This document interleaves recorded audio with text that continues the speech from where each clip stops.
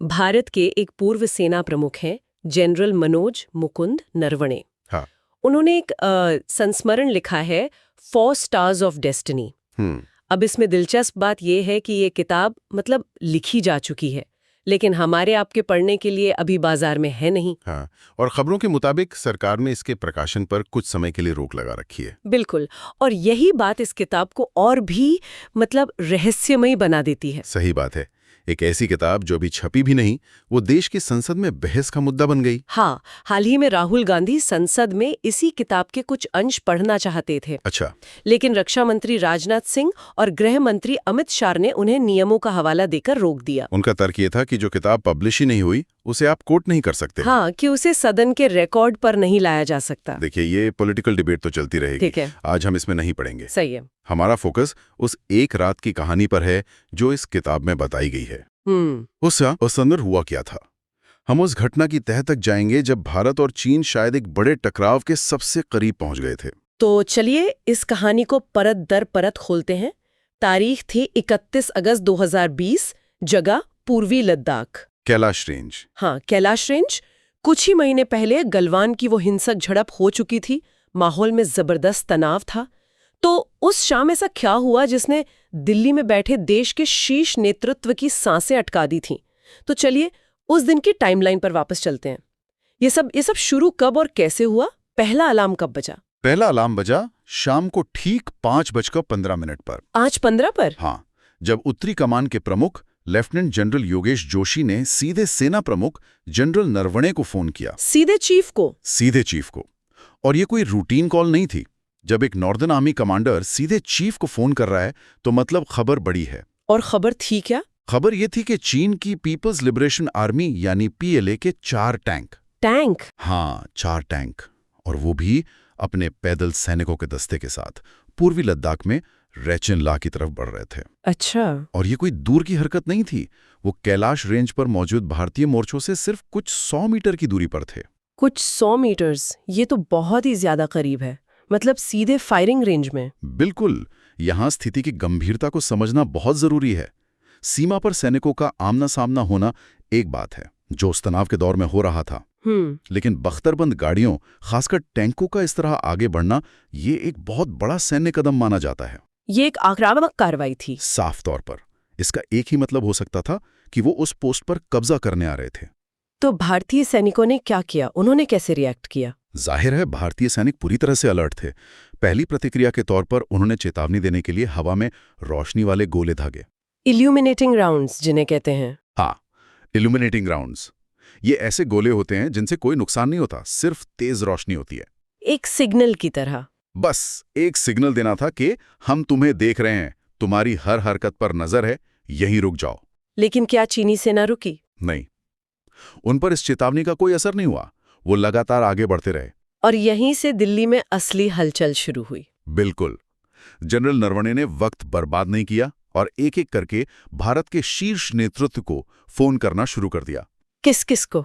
उन्होंने रक्षा मंत्री राजनाथ सिंह, राष्ट्रीय सुरक्षा सलाहकार अजीत डोवाल, उस वक्त के chief of defence staff general Bipin Rawat और विदेश मंत्री S जयशंकर, सबको लाइन पर लिया। और नरवणे अपनी किताब में लिखते हैं कि उन्होंने सबसे सिर्फ एक ही सवाल पूछा, मेरे लिए क्या आदेश है? और ये सवाल ही पूरी कमांड स्ट्रक्चर की दुविधा को सामने लाता है। सही बात है। एक सेना प्रमुख के लिए फोन उठाकर ये कहना कि दुश्मन के टैंक आगे बढ़ रहे हैं एक बात है, लेकिन ये पूछना कि मुझे क्या करना है, ये बिल्कुल दूसरी बात है। ये दिखाता है कि जमीन पर हालात कितने नाजुक थे। हाँ, कि फैसला अब सिर्फ सैन्य नहीं बल्कि पूरी तरह से राजनीतिक हो चुका था। राजनीतिक क्यों? मतलब ये तो एक सैन्य स्थिति थी, तो फैसला राजनीतिक कैसे हो गया? देखिए, इसलिए क्योंकि चीन सीमा को लेकर एक बहुत सख्त प्रोटोकॉल था जो कई दशकों से चला आ रहा था। अच्छा।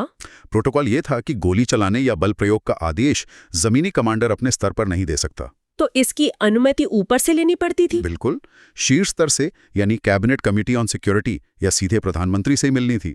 जनरल नरवणे असल में यही पूछ रहे थे कि क्या मुझे वो प्रोटोकॉल तोड़ने की इजाजत है। और उस वक्त ऊपर से कोई साफ आदेश नहीं आ रहा था। नहीं, और समय तेजी से बीत रहा था और सीमा पर तनाव हर पल बढ़ता जा रहा था। और समय निकलता जा रहा था।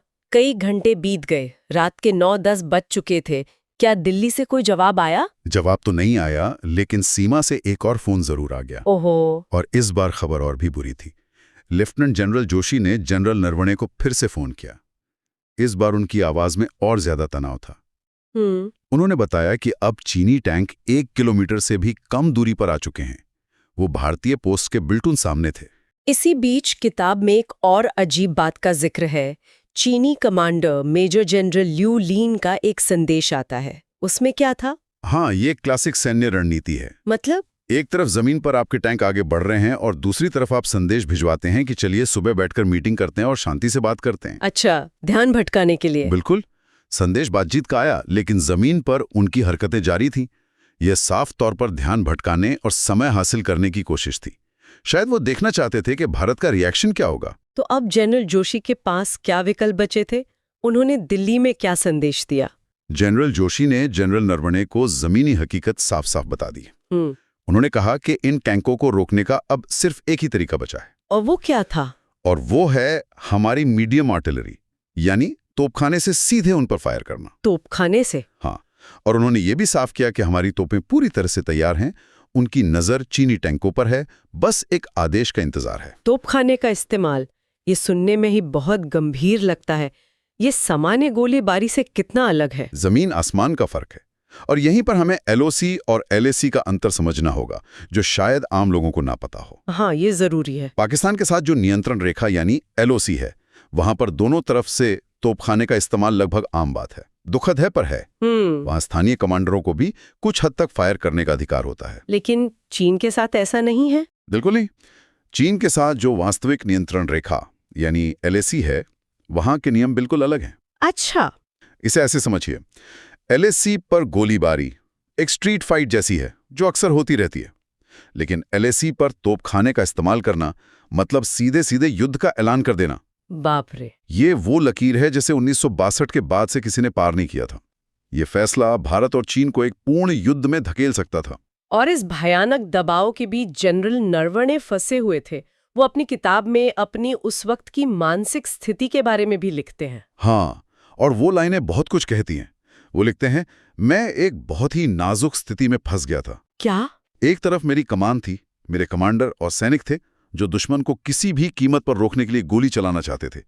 और दूसरी तरफ मोदी सरकार थी जो मुझे कोई स्पष्ट कार्यकारी आदेश नहीं दे पा रही थी। आप उस दबाव की कल्पना कीजिए। बिल्कुल। तो दिल्ली में सेना मुख्यालय के ऑपरेशंस रूम में उस वक्त क्या चल रहा होगा? वॉर रूम में तूफान आ गया होगा।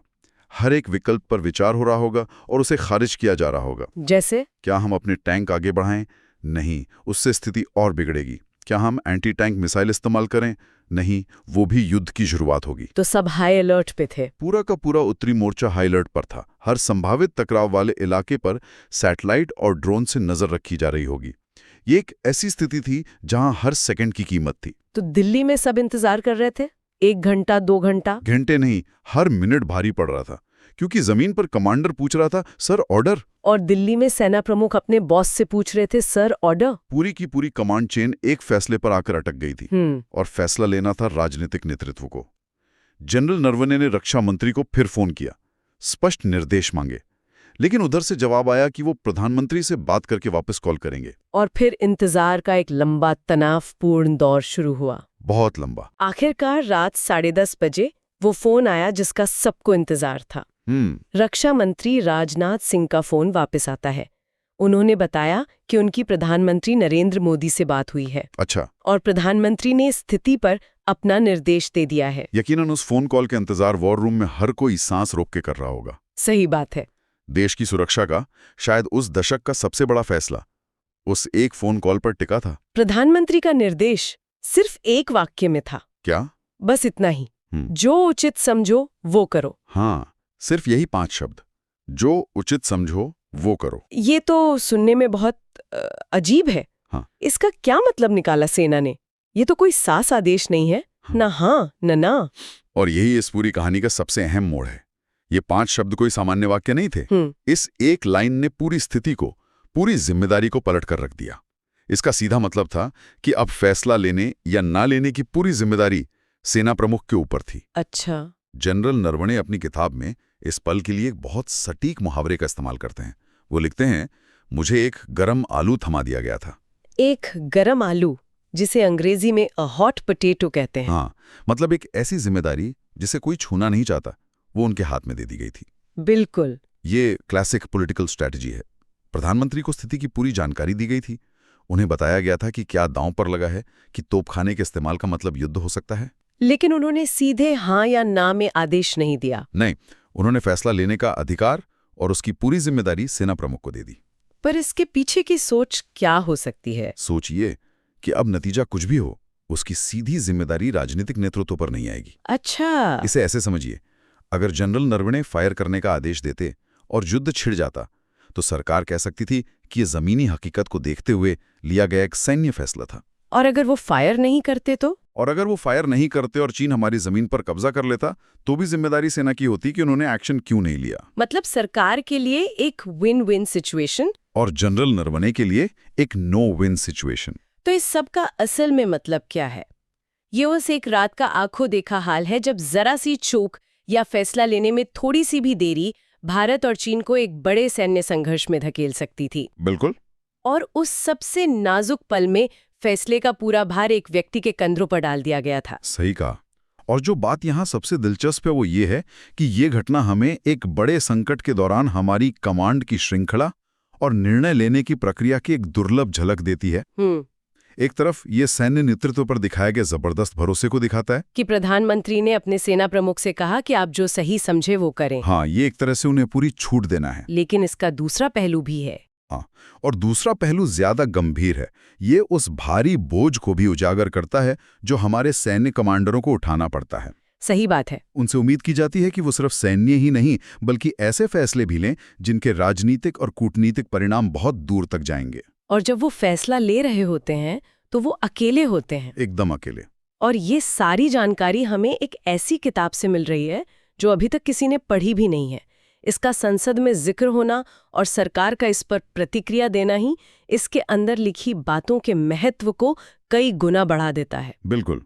ये वृत्तांत हमें उस कहानी के क्लाइमैक्स तक ले जाता है जहां सेना प्रमुख को अंतिम अधिकार दे दिया गया। लेकिन ये यहीं रुक जाता है। हाँ, ये हमें ये नहीं बताता कि उस आदेश के बाद जनरल नरवणे ने जनरल जोशी को क्या कहा और जमीन पर असल में क्या हुआ।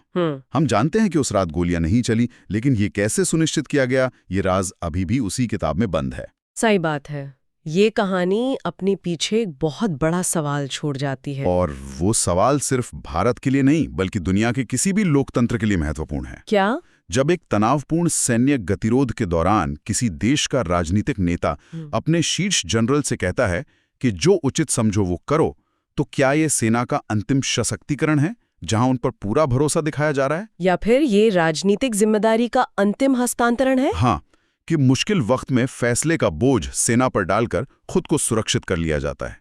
इसका जवाब शायद हाँ या ना में नहीं है, और यही इसे और भी जटिल बना देता है।